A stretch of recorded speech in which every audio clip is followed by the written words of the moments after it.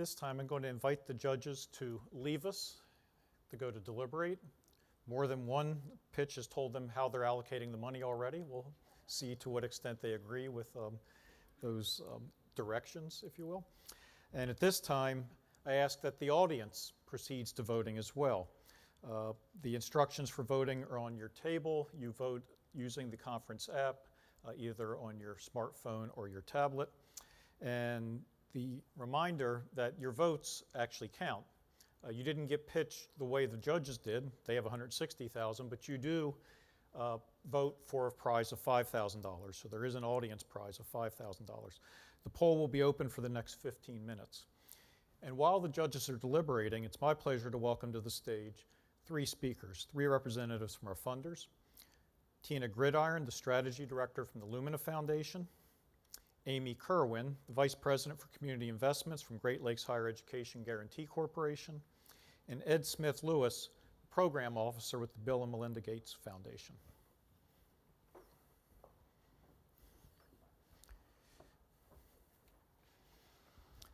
Okay, so they're here to talk with us about key elements of student success and how their respective organizations are working to advance those. So Tina, would you please kick us off? It is my pleasure to be here this morning. I want to applaud APLU for a fantastic morning of great pitches. The pitch presenters did an excellent job, and it is exciting to hear the leadership that we see before us today.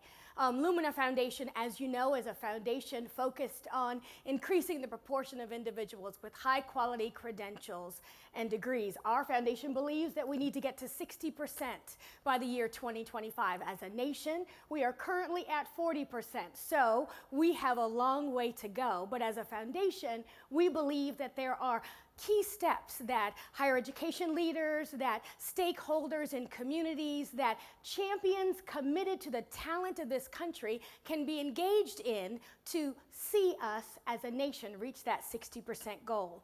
For those of you who do not know the Lumina Foundation, we're based here in Indianapolis, Indiana, and we are only 15 years old as a foundation, and we are excited because as a foundation, we believe that we participate in a thought leadership community. We are investing in thought leadership within higher education institutions and in communities and with business leaders, but we believe that our value add is in grant making, in convening opportunities, in providing high quality communications about what is working in the field.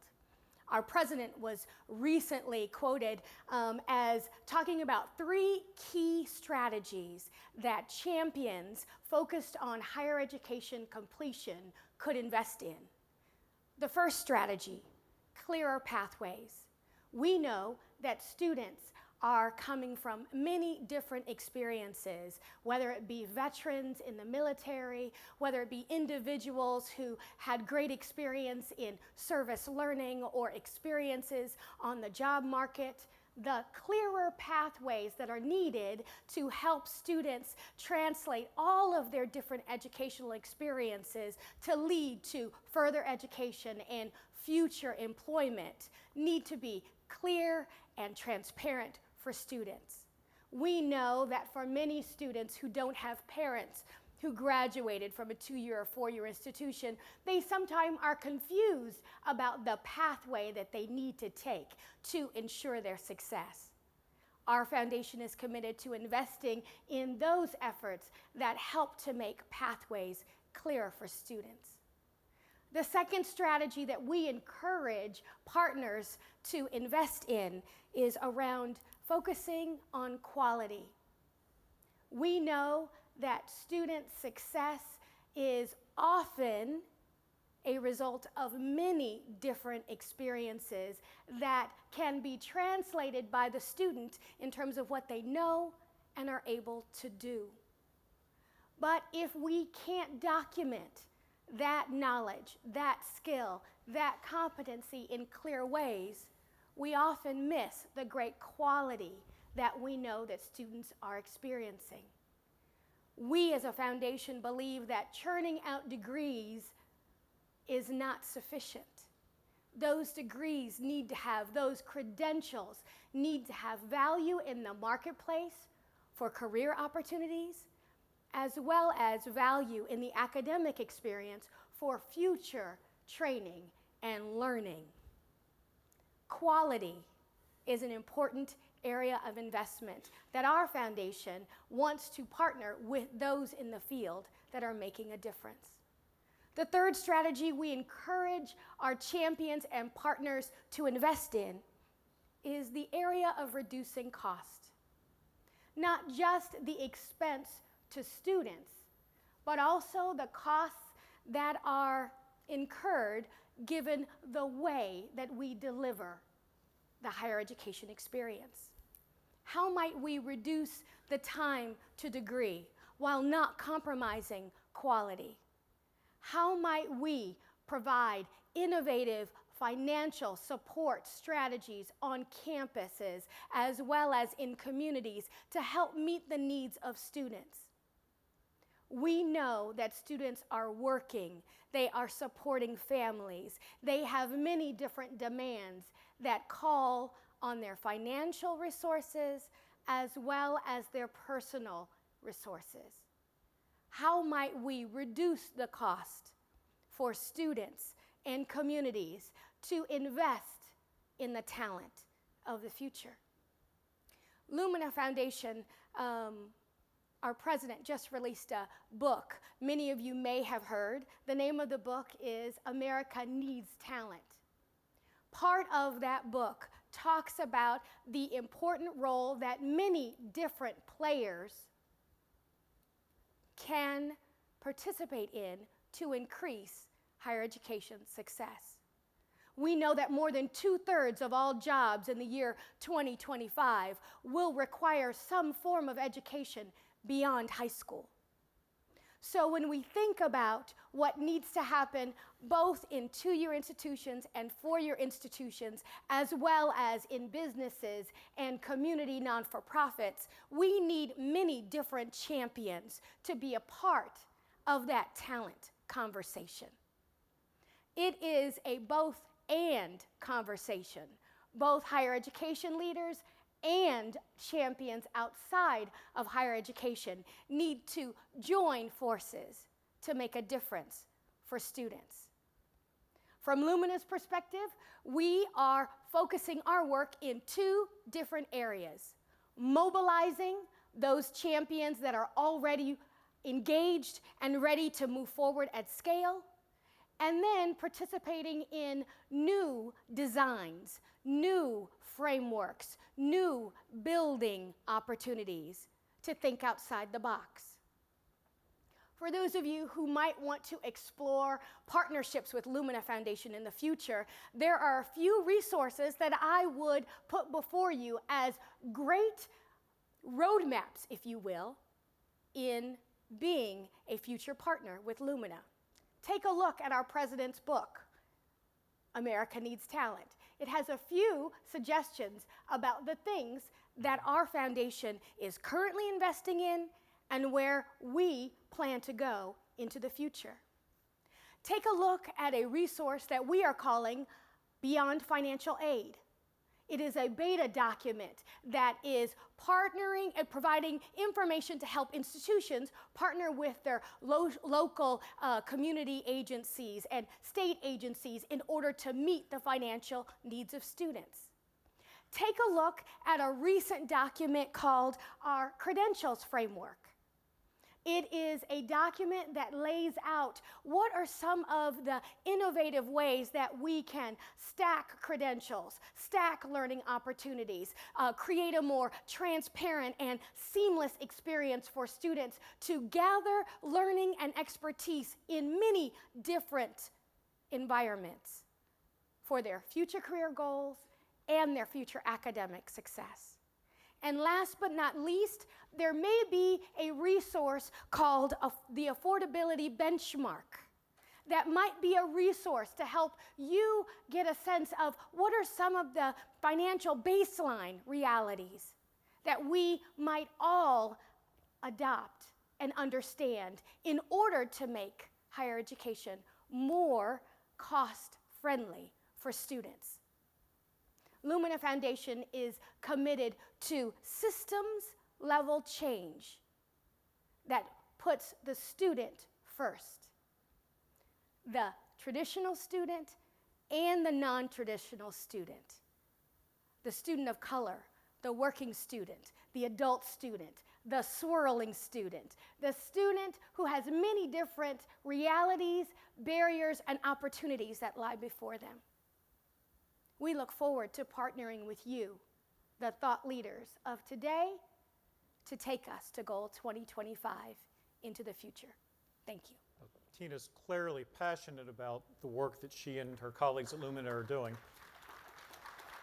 And she's mentioned her president a few times, but she actually hasn't told you who he is. Many of us know him personally, but for those who don't in the room, would you say a little bit about who your president is and a little bit about his drive and passion for your work? I would be happy to. So Jamie Mirasotis is the president of Lumina Foundation, and I believe he's in his 9th year as the foundation president. He comes to us from Washington, D.C., where he spent over 20 years leading an organization called the Institute for Higher Education Policy. He has a passion for higher education success and has been a champion of minority-serving institutions, of high-quality decisions in the policy arena around the reauthorization of higher education in many different times in our past. As a foundation, we are committed to partnering with higher education leaders, and Jamie has a passion for investing in our higher education infrastructure, but also thinking about the creative ways that we might enhance that infrastructure with new players, new ideas to serve the millions of students that still need to access the higher education experience. Please thank Tina and Lumina. Thank you. Next up, Amy, please. Good morning. I was really struck this morning by all of the conversation around both innovation and scale. At the end of the day, if we want to make great change, it has to start with a great new idea, but it also has to lead to something that can be implemented and touch not just hundreds of students, but thousands of students or tens of thousands of students. So I was really happy to hear that each and every one of the pitches that we heard this morning talked about the innovative new approach, but also it's very clear that it was designed through the lens of scaling that one day. And that's something that Great Lakes is very interested in. So Great Lakes Higher Education Corporation, for those of you who aren't familiar with us, we are not a foundation. We're actually an operating company. Most of you may know us through our role as a federal student loan servicer. We're based in Madison, Wisconsin, but we also have a philanthropic arm, and that's what I'm going to share with you today. Regardless of whether we're thinking about our role as a federal loan servicer or as a philanthropy, we have one shared mission, and that's to help get more students both to and through college. The focus of our philanthropy is on students of color, students from low-income families, and those who are the first in the family to get to college. We all know that they face many, many barriers to college completion, but our philanthropy focuses on two specific barriers. The first is that we want to help students, high school students, arrive on college campus and on day one of that experience be prepared academically for success. The second area that we focus on is for those students who do successfully enroll, what support services do they need, whether they're academic, financial, social, or cultural, making sure that they have access to those support services that allow them to stay on campus and complete to earn the degree that they arrive to obtain. What I wanted to do today was to share a couple of examples of programs that we found to be very, very successful in terms of helping to increase college student success. And there are examples that were made possible by many of those of you who are in the room today. The first of those is helping students obtain paid internships with businesses and nonprofits. So these are paid internships for students who have financial need. Our Career Ready internship grant was designed to provide juniors and seniors, all of whom have financial need, with meaningful work in their fields of study. And it's that part about in their fields of study that was most appealing to us. The internships allow students to gain valuable workplace skills, to build their resumes, and to build network connections that will be invaluable to them once they leave college and begin their careers. In other words, the goal of the grant was to level the playing field between low-income students and their wealthier peers who can afford to take an unpaid internship and get all of the benefits that accrue from that respect. Through 2 separate one-year grants, we learned that these internships do, in fact, help students stay in college and complete. In fact, 98% of the students who received internships have now either graduated or are continuing in their programs. These results led us to offer the grant a 3rd time. We like to pilot things, see how they work small, and then look to go to scale. So we added not only a 3-year component, but we also incorporated a matching component with the colleges in the hopes of better sustaining the program at the end of the grant period. There were 2 key takeaways so far that our grantees have shared with us that I thought might be of interest to this group. The first is, in addition to providing funding for the paid internships themselves, the payment part of the internships, we did put aside some funds for colleges to use in terms of developing and implementing the internship program on their campus. There was a lot of work in terms of making new connections with the business community. But we also provided some funds for transportation for students to get to and from the workplace. And we were surprised to learn how crucial those transportation funds turned out to be. Many of the colleges that we're working with reported that the internship funds themselves, the paid part, wasn't enough in many cases to entice students to take advantage of it. They really needed that financial support to get them to and from their internships because they were all offered off campus. The second was many schools reported that they really were able to intensify their relationships, their outreach with the business and nonprofit communities, and they saw many positive unintended consequences from building those relationships. So they see those relationships paying dividends to their college beyond the extent of the grant. A second example of a program that we know works is the work of the nonprofit Single Stop. This is a program that connects low-income students to anti-poverty resources that then can help them stay in college, earn their degrees, and build solid careers. Through a unique one-stop shop, students can access things like benefit screening, application help, tax preparation, legal and financial counseling.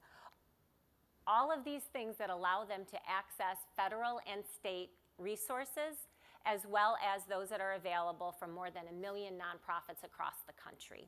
These are resources that colleges can connect students to, but it's time-consuming to develop the network of who offers what application is needed, when do they have office hours, how can I make sure that I'm connecting the student with what they need at the time they need it, and that's something that Single Stop does.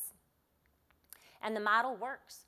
Today, Single Stop has partnered with more than 30 colleges in 8 states, connecting nearly 150,000 students with more than $265 million in public and private aid. At one participating college, the average retention rate for students who received Single Stop services is 17% higher than other low-income students on that college campus.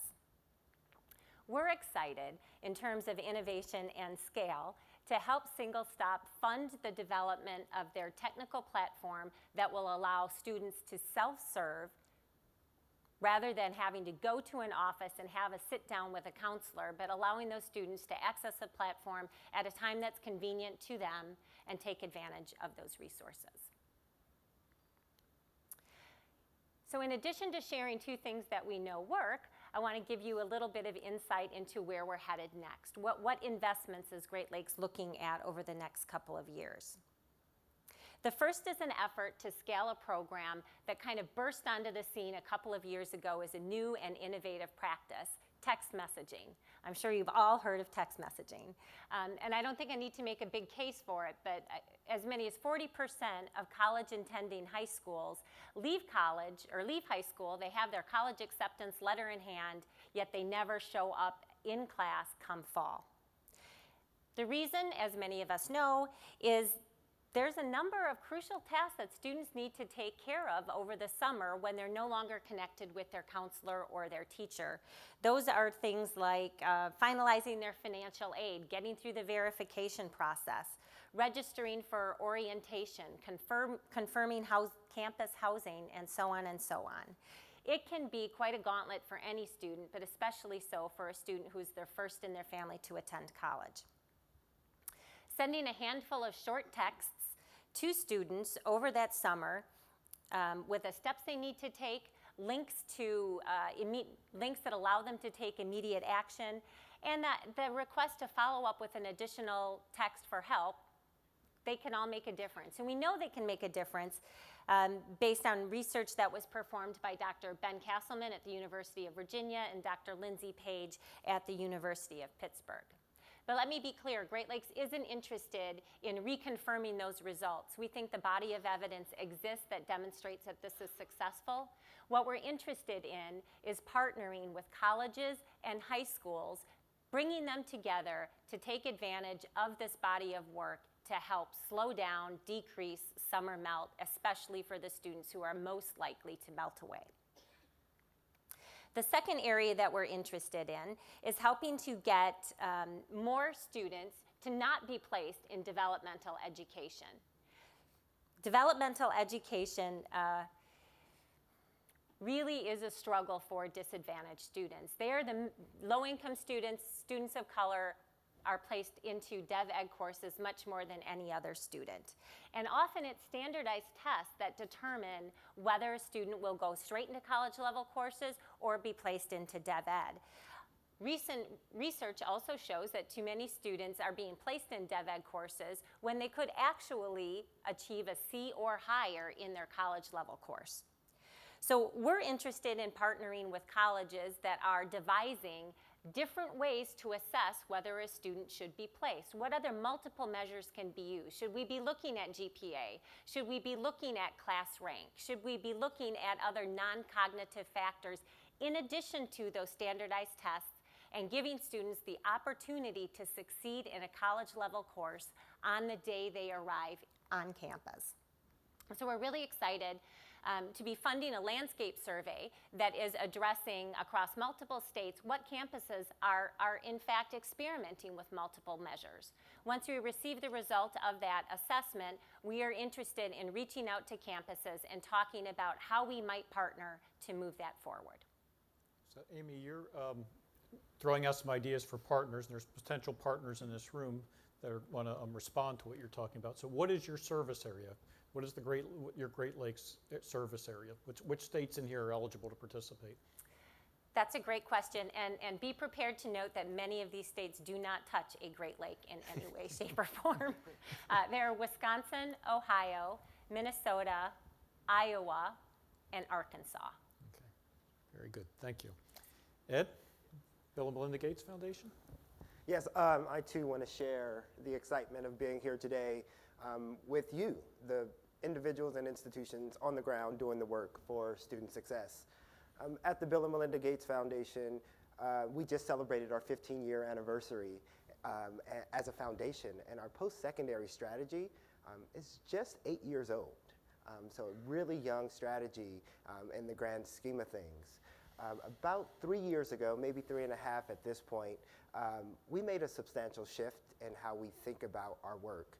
Prior to that shift, we focused primarily in the community college sector. Our focus was low-income students of color, and we found that the majority of those students started their college careers at community colleges. And so that's where we invested most of our funds, time, and energy. In that work, we learned two very important things. First, the importance of developmental education, and that so many students were going to college but not achieving an actual college credit. And so through that work, we invested heavily in DevEd and learned a lot there. The second area, and really the outgrowth of that developmental education work, was the idea of a pathway. How do we get students through developmental education and onto a pathway as quickly as possible, seeing that those students were the most successful of community college students. When our director came 3.5 years ago, Dan Greenstein, he had come from the University of California system. He reviewed our strategy and he said, hey, the reason why we aren't seeing the needle move as quickly as we would hope is because higher education is an ecosystem. It's an ecosystem of institutions inclusive of 2- and 4-year colleges and universities. So he said, we must expand our strategy to include 4-year institutions if we really want to see fundamental change in this ecosystem. And so that's what we did. And for the last 3 years, we have spent a lot of time understanding 4-year institutions. We've partnered with state systems, the University Innovation Alliance, HBCUs, continued our work with community colleges during that time as well, to understand what are our opportunities to leverage in this space, understanding that many foundations were already doing some work here. And we came back with a very fundamental, what we thought, fundamental idea, and we call that integration. We saw that many institutions were doing independent, sometimes siloed, sometimes very small scale solutions that were very promising. They had great outcomes, but we didn't see at the institutional level the change that we wanted to see. At the Bill and Melinda Gates Foundation, we're driven by a simple yet audacious goal: to get the majority of our citizens to have a post-secondary credential. And that, to us, a post-secondary credential is a certificate of value in the workplace, an AA or a BA, but it's that first post-high school credential. That focus, we understand, or that goal, we understand, has to be driven by you, the institution. And so our work is focused on partnering with institutions that share that goal. Over the last few years, as we made that shift, we've also seen a shift in the higher ed sector more generally. We've seen the field move from an access agenda to a completion one. We think we're at another shift, from a completion agenda to a solutions agenda. What opportunities exist in this space to really move the needle, especially for low-income, first-generation students of color? We think that there are a few things, and you'll see our foundation continuing to invest in these areas in the coming years. The first is financial aid. We know that the cost of a higher education is rapidly increasing. If you look at the HEPI index, that higher education price index, it's the largest growing indice above even the housing market. That's problematic to our students who are shouldering the burden of that increase. The second area is better data and information to improve decision making. For so long, decisions in higher ed institutions and many institutions beyond even higher education have been about that gut. Right? Today we have enough technology to really bring the data to the right people at the right time to make the best decision. Those people can be students, can be family members and parents, higher ed leaders, administrators, faculty, and our policymakers. So how do we get the right data to the right people at the right time to make the best decision? And the last area is technology. Technologies that drive student pathways and the development of those, that deliver real-time information to the student as they're making decisions, to understand how those decisions will impact both their time to degree as well as the cost of that degree. We're looking at technologies that improve teaching and learning in the classroom. How do we improve both the value and the engagement of students in those classes, not only so that they learn more and can go on to careers of value or further education, but also so they can feel engaged in the community that is their campus, such that we can aid in that retention that will be produced from that. And the third area is student supports. We know that many, especially first-generation low-income students, are going to college unaware. They're sort of waiting in the dark. We know advisors, be them faculty or professional ones, are a key to showing the light to those students and really helping them achieve their aspirations that they started when they first entered those doors. And so we know that technology can do that. It can put information into the students' hands, on their phones, as we talked about. It can put information in front of the advisors such that they spend those few minutes, and we've talked a lot about the innovation and advising here today, those few minutes that they have with the student on things that actually matter, to move beyond course scheduling, to really talking about life, career, and the social emotional needs of those students. So what does that mean? For us, the big question is, if we know that technology-enabled solutions, better data, and greater use of financial aid are important, our big question is, how do institutions do that? And how do they do that at scale? So in the coming years, you'll see a big shift in the foundation moving from individual implementation of solutions and trying to understand proof points to looking at institutions that are trying to do this enterprise-wide, to do all of these interventions at once. We know that that's a big and audacious objective for an institution, but we also believe that it's fundamentally needed. It's critical for student success. It has to be a holistic change. And so if we're going to reach the goal, our 2025 goal is 11 million more credentials. That's above the current rate of production of credentials at institutions today. We have to do it at scale institutionally and at scale nationally. We also know that we have to do it with an eye on equity. And so you'll see the Bill and Melinda Gates Foundation's post-secondary strategy talk more about the importance of equity, because we know that the top quintile of students graduate with a BA at a rate of 84%, while the bottom quintile is below 10% by the age of 24. We understand that that's a problem that needs to be solved. Furthermore, we understand that while we're closing the gap at the credential and AA levels, there's more work to be done at the BA level. So ultimately, what I'm saying is we're moving beyond the pilot. We're no longer interested in small proofs and concepts. We want to try big, try fast, fail fast, and iterate. So what does that mean? We're looking for high potential institutions that are doing that work. Institutions that are represented in this room. Right now we have a partnership with APLU that's working with Portland State University, Florida International University, and Georgia State University, who have accepted those challenges. The University Innovation Alliance has accepted those challenges. A set of HBCUs has accepted that challenge. And we want to band together those institutions to start to cross-fertilize what's working. How are you implementing?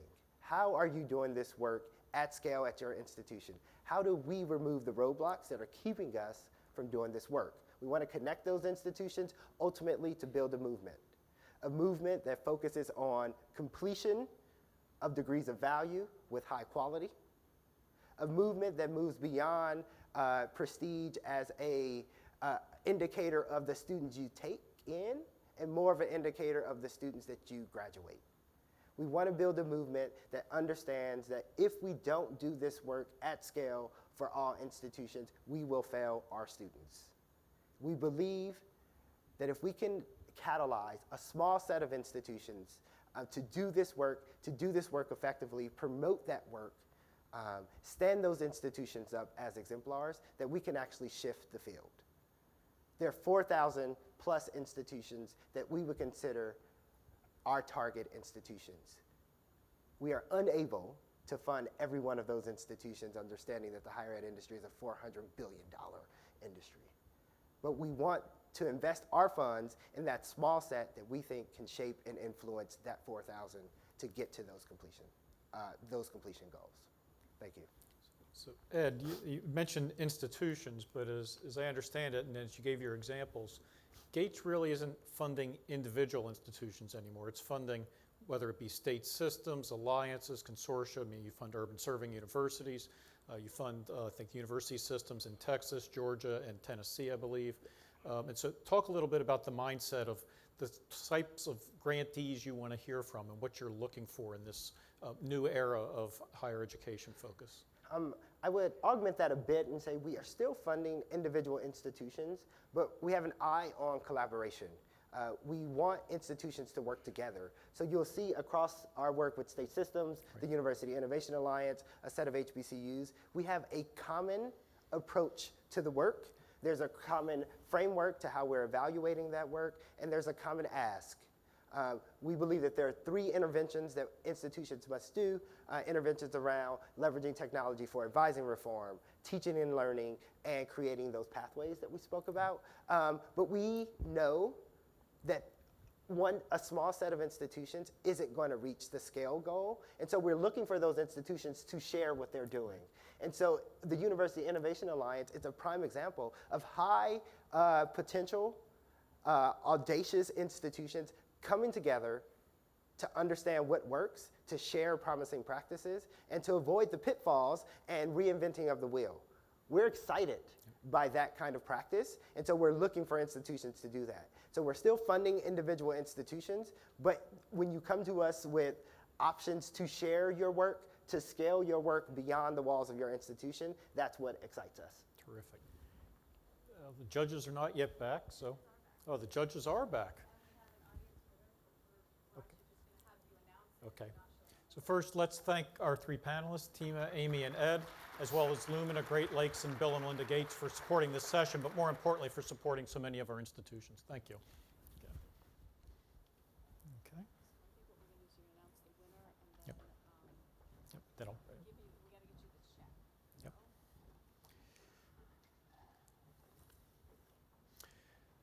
Drum roll, please. The audience winner is Portland State University.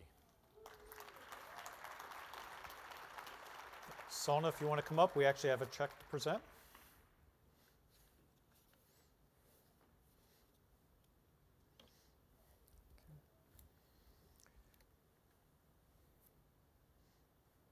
Okay. Yeah. There we go.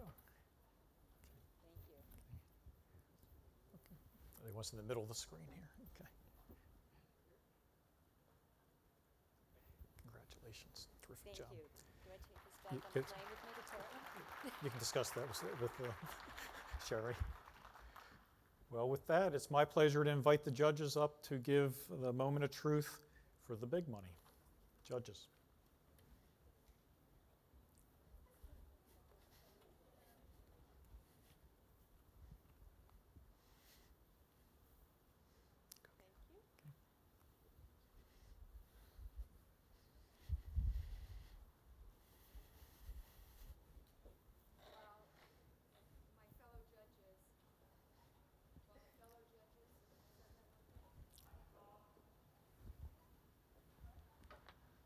Who turned it off? Oh, there we You're go. on. It's on now. Thank you. So I want to thank my fellow judges. This was a great team that, to work with. I think we had some really robust discussions. I want to thank our universities who made the pitches for this innovation challenge.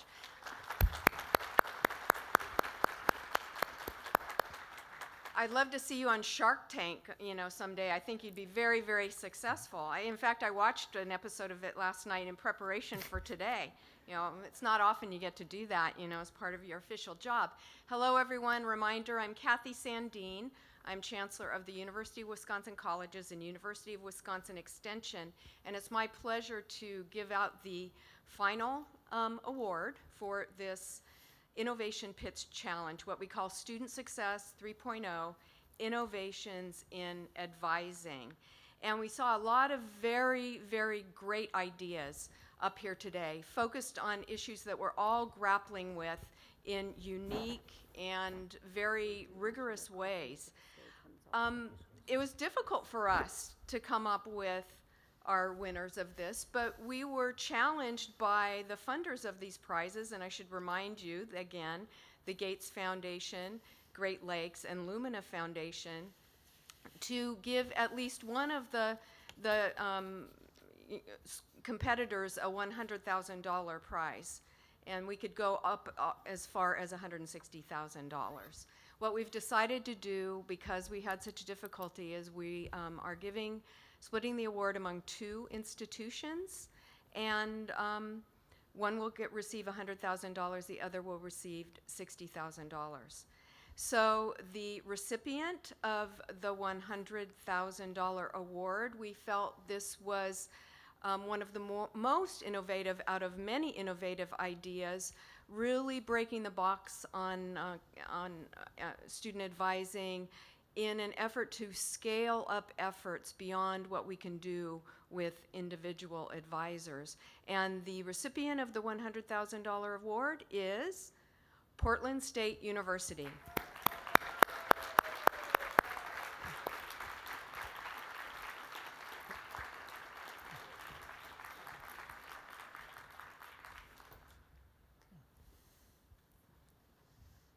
And joining us is Provost of Portland State University, gets to travel back with 2 big checks.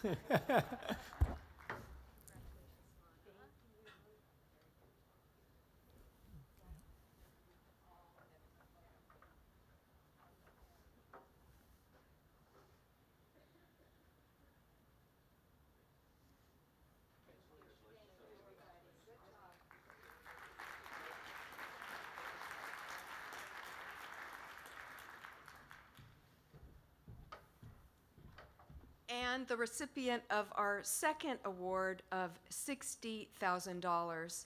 Again, this was another innovative project that we thought hit at the core of what our students are grappling with.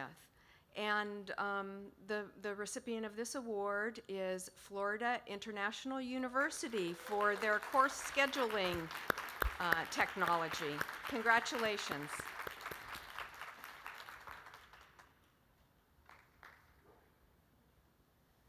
And again, joining us is Isis, the Associate Director for the Center for the Advancement of Teaching.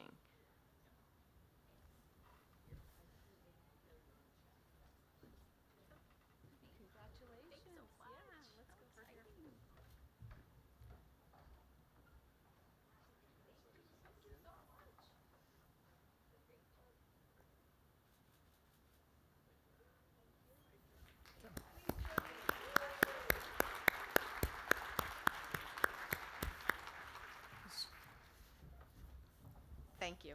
Please.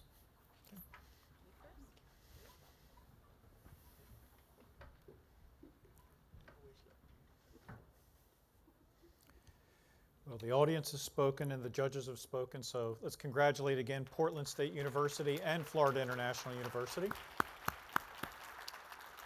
I want to thank our judges for committing themselves in this time and even doing the prep work with watching Shark Tank to get ready for this big responsibility, and thank you very much. And please thank the judges as well with an applause. Thank you. Yeah. And at this point, it's my pleasure to invite up Peter McPherson, President of APLU, to give some remarks as we close this session. Peter?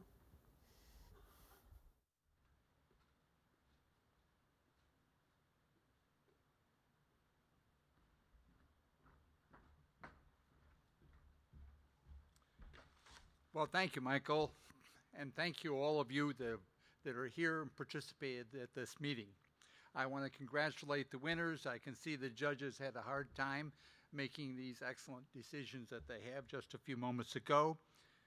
I think this has been a very good meeting as we've focused on the future, looking at the 3 APLU pillars: the degree completion, academic success, expanding research, and third, engagement.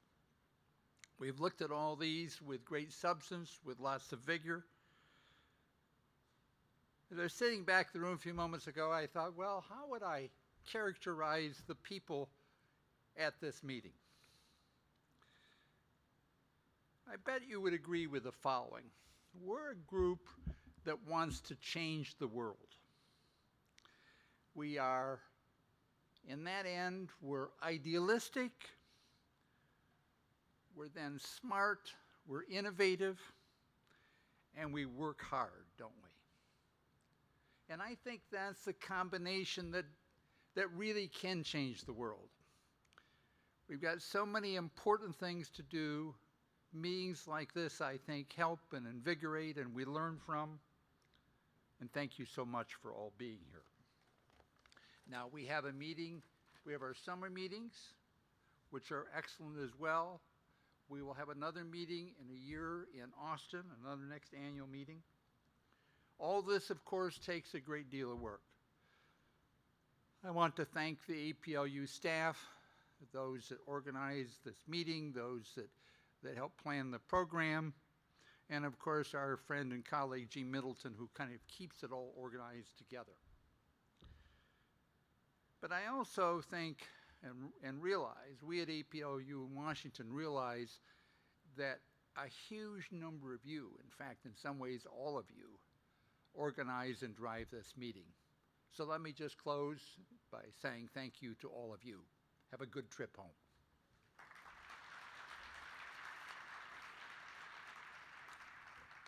Our meeting is hereby closed.